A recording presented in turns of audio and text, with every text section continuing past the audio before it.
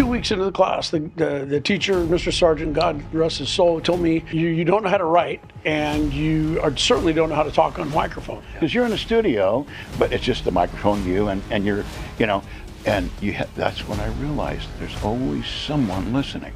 I realized then radio was on its way out, that it was time to look for something else to do. Welcome to the Powerhouse Podcast, presented to you by SacLifeTV. Hi, this is Topo Padilla, and I want to thank my family at Greg Padilla Bail Bonds for sponsoring the Powerhouse Podcast. We are always involved in the community, so if you ever find yourself in need of calling a bail bonds, you can call us at 446-BOND or find us at PadillaBailBonds.com. SacLifeTV and the Powerhouse Podcast want to thank Mosley Collins for his unwavering support of our podcast that keeps people informed. If you ever need legal help, call Mosley Collins Law at 444-4444. That's all fours for legal help. Hello, this is Topo Padilla, your host of the Powerhouse Podcast, where we talk about an array of subjects that have effect on our community, our state, and our country. Today, this is going to be exciting. As you know, I changed my shirt because I've got a guest on here. There was no chance I was wearing a suit and tie with. This gentleman, I've known about him for a long time. I'm a radio guy. I'm a celestial radio guy. I don't listen too much to the XM radio stuff, and he is somebody that I really admire because I love radio. Ronnie Rush is who we're going to be talking to today. He began his journey under radio as his gift of gab at 2 years old, and by the time he was 10 years old, he already was thinking about what his radio name was going to be. So I really don't know if his name really is Ronnie Rush. His musical influences came from the music in the 60s, and he worked in the radio business and is by far one of the most famous roadies who traveled with countless famous musicians and bands all across this country. He's the author of a book called Life of a Roadie, The Gypsy and Me, which we're going to talk about later. So, Ronnie, it's quite an honor to have you here. I'm excited about this. It's going to be a fun, uplifting story about yourself. So, you came from Hollywood, and what brought you here? Well, thank you for having me, by the way. Love brought me up here like a locomotive. If they could bottle that, it'd be heaven on earth, but you can't bottle it. You can't compress it. It's just, love. But that's what brought me here, yeah. So a woman. Oh, yeah, of course, a woman. Not with this voice, but a woman, yeah. But what got you started in the radio business? How did you get that started? Well, I was a DJ in a nightclub, Stuart Anderson's, Howard Johnson's, whatever was going on back then. They had a DJ. Some clubs had live bands, but most of them had DJs. So I did that circuit.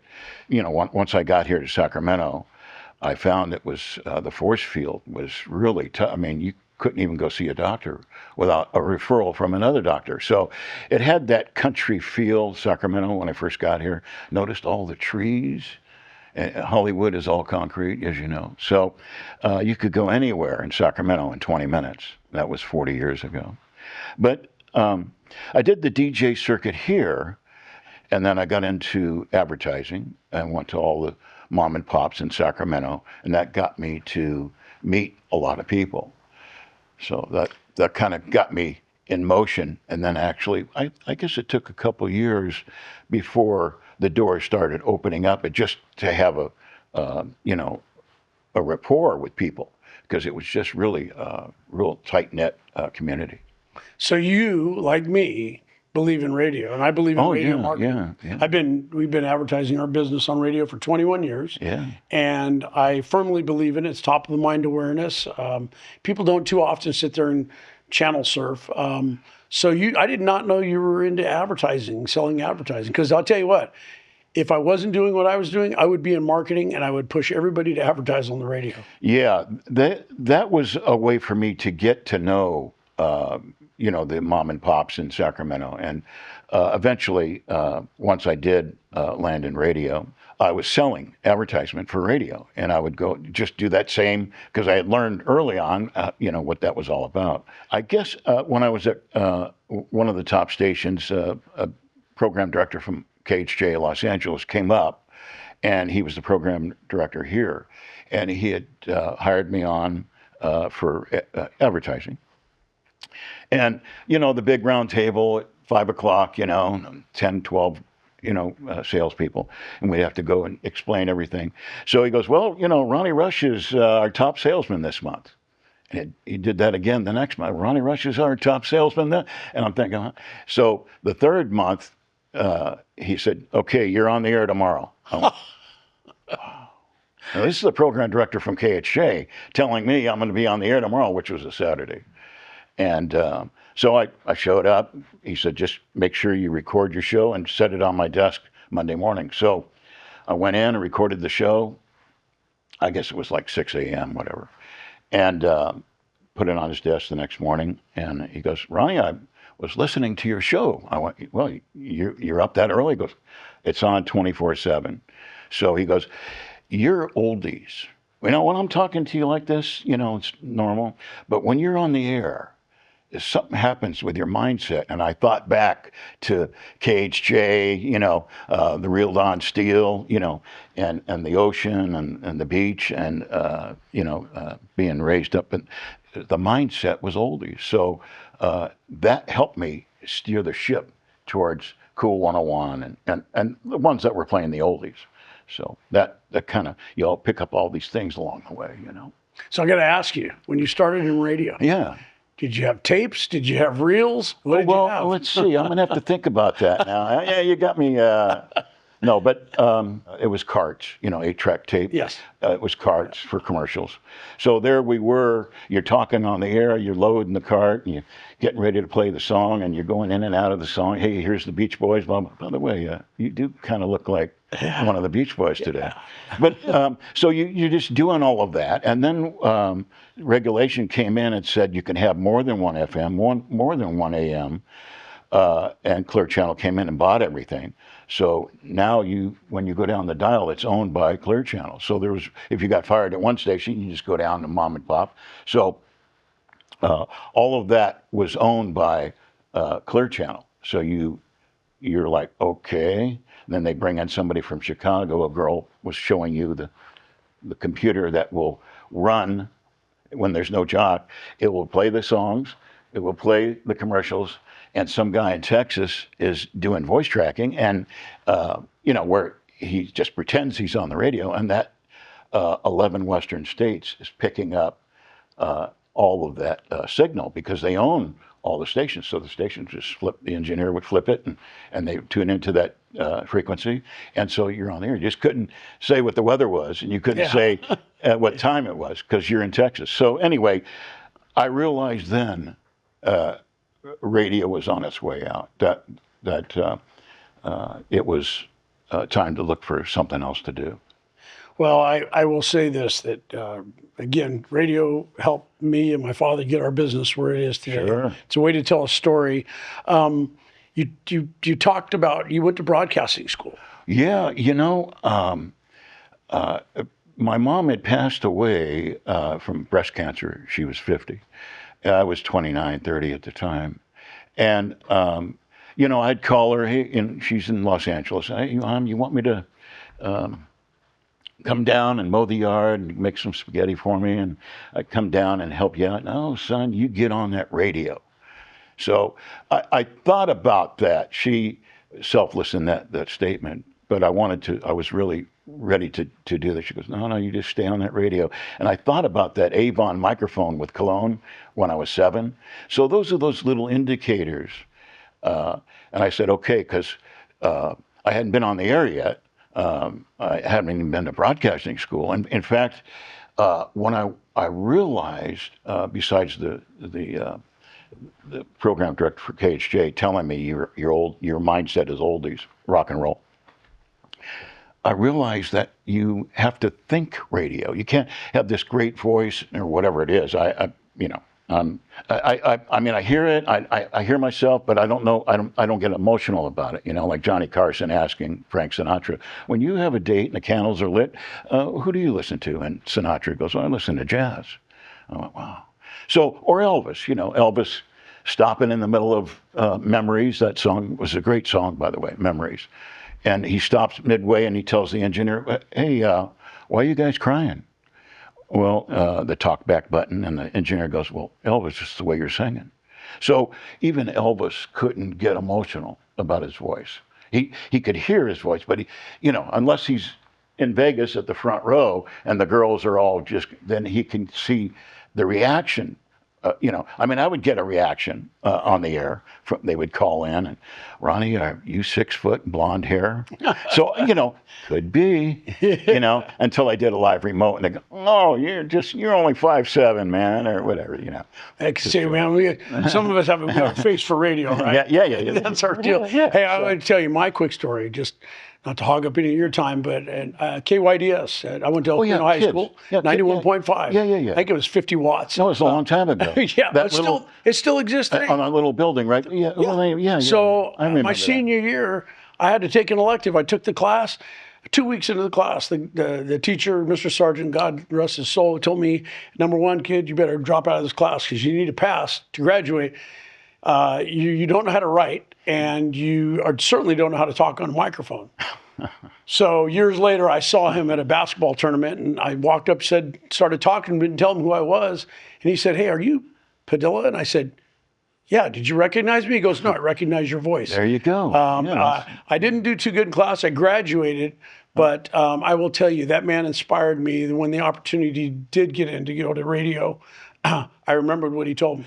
And I love writing now. I love writing scripts. So you have done an array of things. So I want to hear about your life as a roadie.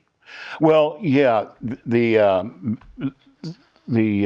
deal I was telling you about before I came up from Hollywood, I was a roadie for a famous group, Hamilton, Joe, Frank Renolds. They had like 10 hits. We did Knott's Berry Farm, whatever, Disneyland. And we toured all the colleges across the country back in the 70s. And when they broke up, I drove an 18-wheeler for a while, to stretch my wings there. So I did that for about 2.5 years, and then, kicking around L.A., doing DJ work or whatever.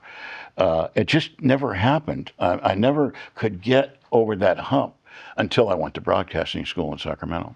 The interesting story about that is I always had a cassette tape of my show. The one I produced in a studio that you pay $50 an hour or whatever. So I always had a pretend show in my pocket. And I was at a hotel, bar hopping, whatever, and I could hear this Tommy Edwards, It's All in the Game. It was down the hall. It was like a haunting. And this is when you sort of get an intuitive, whether the subconscious mind and the conscious mind are doing whatever they're doing. And I thought, wow. And I left the bar and went down the hall, and there was this wedding going on.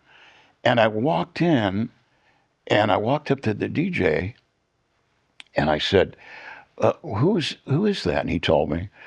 And so I handed him my tape. And this 6 degrees of separation is how I was on the air during school. There's 31 students. So I was halfway through school. Hadn't graduated yet, at the top of my class. And I was on the air in Placerville. And what was interesting is the next day when I went to school, all the class went, wow, we heard you, Ronnie, on the radio. And I'm thinking, well, that's 30 miles away. That's when I realized that there's always somebody listening. Because you're in a studio, you're doing all the tapes, and it's just, maybe the phone will ring once in a while, but it's just the microphone, and you're, that's when I realized there's always someone listening at any time. So I kind of took that and remembered that.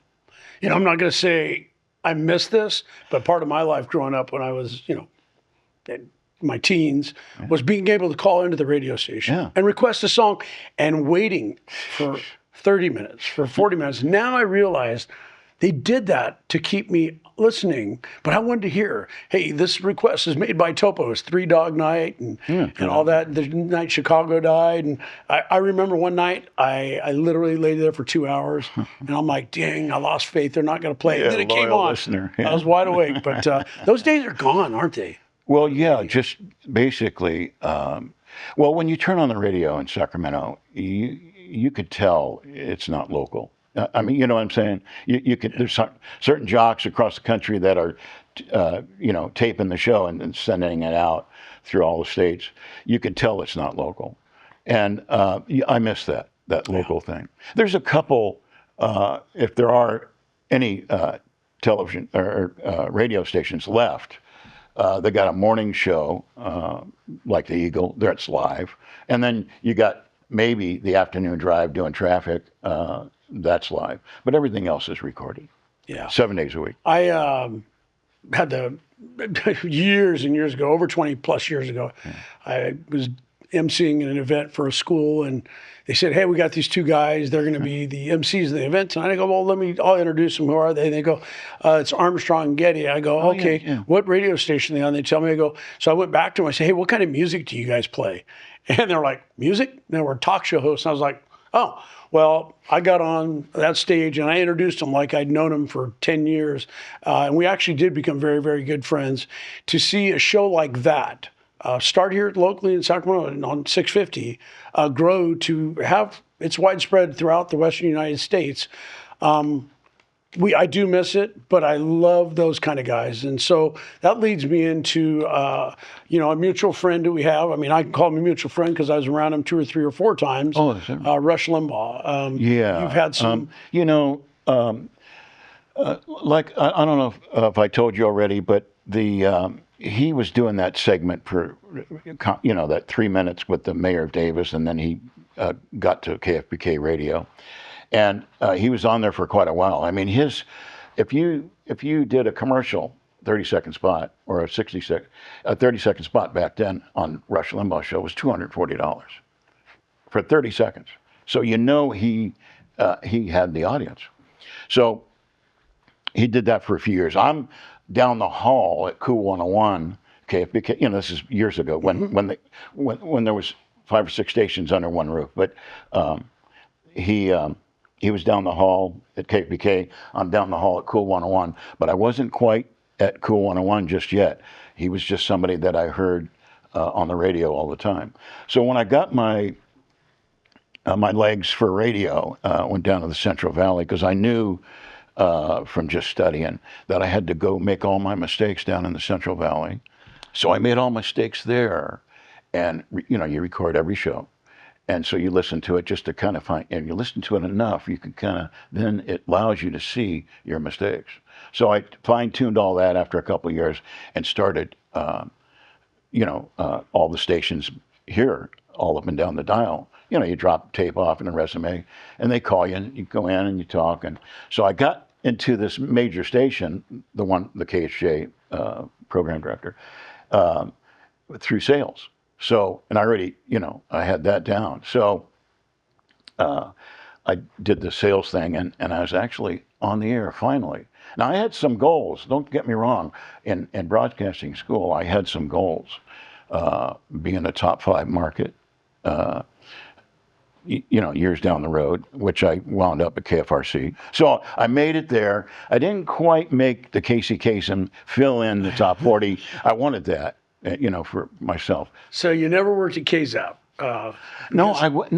Did you? I actually was working over there. Wait a minute, where was it at? You pointing in the right direction. Yeah, I know. Right? I'm trying to think of the street, but it's on 9th Street. Over there. No. Oh, years ago. But it was across street from Gallo Park. I think it's Commerce Circle. Right? By Costco. Okay. Costco probably wasn't even there. No, it wasn't. It's price close. KZAP, Yeah. So it was another station. I was playing the oldies there, Z1043. So I was playing the oldies in the KZAP building. I thought, well, this is kind of nostalgic. All those guys that were famous. Yeah. They're not there. I mean, but it's in the air. It's in the airwaves. So I was at KZAP. It used to be KZAP Studio, but so I was kind of really on my way. Broadcasting school got me to think radio. What happens to you metaphorically? You just start thinking radio. I mean, I always had the voice, but so that got me thinking radio and all these other things that. Of course, my mom passed away a year later from broadcasting school. And so I was on Cool 101, and it was Mother's Day, and I said, Mom, your son's on the radio on Cool 101. Oh, my God. Yeah. Wow. So that was something special. awesome. In Sacramento. Yeah, let's talk about your book. Oh, yeah, right. Life of a Roadie, the Gypsy, in Me. I threw Yeah, the word there's gypsy out a little bit ago. there's Think about it. well, you have to have a little gypsy in you to be on Moving tour. around. Oh, Moving you know, the which camera do you want me to? Yeah, that one right there. Oh, hey, there's one right there. Okay. See, he's a radio guy. He's looking for a camera. I know, video, but available wherever books are sold. yeah. But What's the book about? well, you know, from age 2, there's a picture of me on the phone at age 2 at the Gift of Gab, and then all through my whole career. What had happened was once radio, they stopped having real jocks. I decided to bring in rock and roll. I brought in Three Dog Night and the Grassroots with Rob Grill. I brought all those people in. I did 3 shows, and I'm in Rayleigh's, and the girl behind me goes, "Ronnie, we heard your commercial on the radio about your next concert," and I go, "Well, it's only $25 for general." "No, Ronnie, my husband doesn't even know if he's going to." This is 2008, the Great Recession. Because I'm thinking ahead 6 months to produce a show, so I'm in a bubble. I'm not thinking. She goes, "No, we don't know if he's going to be working." I go, "Well, it's only $25 for general. We don't know if he's going to be working next week." And I went, "What?" I'm thinking, what's happening here? So, and it was the Great Recession. So I decided, that's it. I'm not bringing any more. I did a couple of those shows, but I decided to write about the whole thing. Life of a Roadie, what's it like on tour. It's all there. It's all in the book. People think, they see. Did you hear about the Metallica concert the other day at Levi Stadium? No. Oh my God! I talked to a friend of mine. That's funny. She said Levi Stadium, but when we were on the air, we would still say Candlestick Park, even though it wasn't Candlestick. That was really, What do you mean? I'm paying a lot of money for that. She worked. She showed me the pictures. I got to believe. We got to look it up. Do some research. All right. It had to be one of the most expensive sets ever. The entire stage took up the whole platform. And I'm going to say something to you, man. Don't lose any respect for me. Me and my buddy were talking about it at the Giants game the other day, and I said, "Man, I couldn't name one Metallica song. I just wasn't into them, but they have a following like no other." I'm sure they do. And I don't know if you were ever into that, but hey, what are you doing now? Well, that's heavy metal. I'm rock and roll. Beach Boys, Rolling Stones, Beatles, Me and you. What are you doing now? Well, right now, I'm writing my 4th book. There's no ice water in hell. So I love it. I have the cover. I didn't bring it with me, but it's just finished. The girl that does the covers, they just finished the cover. Wow. It's basically fire along the rail. The steps are going up, and there's a sign that says, "Open 24 hours. We never close." And that says hell at the underneath. So, it'll all be about, like Elvis Presley, "You're the devil in disguise," devil went down in Georgia, So I'll mention all of that throughout the book because the devil has always been with us. I mean, so one of my quotes in the book is, if there's a devil, then there must be a heaven. So anyway, it's going to take me about a year to write. Well, there is a heaven. We forgot to give a shout out to our good buddy, our mutual friend, Tony Cox, man. Yeah, Tony Cox. 97 Croy. That was years ago. Tony, we've been good friends. I'm going to tell you, years ago, "Ronnie, I've got a job in Chicago. I don't know what to do with my couch. Do you want it?" Okay, I got his couch. and we talk about that all the time. Hey, you met that? He goes, "Ronnie, that was 97 Croy. That was," but anyway, it was a long time ago. But you could tell him that story. Hey, Ronnie was talking about on the air about your couch, and we didn't show a picture of it. No, just kidding. But okay. So I got it, and he got on the plane and landed, and he called me. He goes, "Ronnie, I lost a job. I need my couch. I was fired as soon as the plane landed. I go, welcome to radio, man. I knew that was coming. He's going to love that. He's going to go, nobody knows that story but Ronnie Rush, and now you know it. Oh, I love it, man. Well, and whoever's listening. Well, Ronnie, man, it has been a pleasure, man. What a cool deal to sit here and talk to you. I could talk to you all day. In fact, maybe we'll get together with Tony. We'll go have lunch. Be about a 3-hour lunch. A part 2, yeah. But no, thank you very much for tuning into the Powerhouse Podcast. This has been a little different than what we've done. You can tell I dressed a little different. I couldn't be in my suit and tie with Ronnie, but I'm looking for the surfboard. But I just want to thank you for being here. And you can find his book. It's on the screen there, Life of a Roadie, The Gypsy and Me. An interesting read for those of you who want to understand more about being the life of a roadie. So thank you for tuning in to the Powerhouse Podcast. We appreciate you watching us and tuning us on SacLife.tv, or you can find us on any of the podcast platforms. Thanks, and we'll see you on our next episode.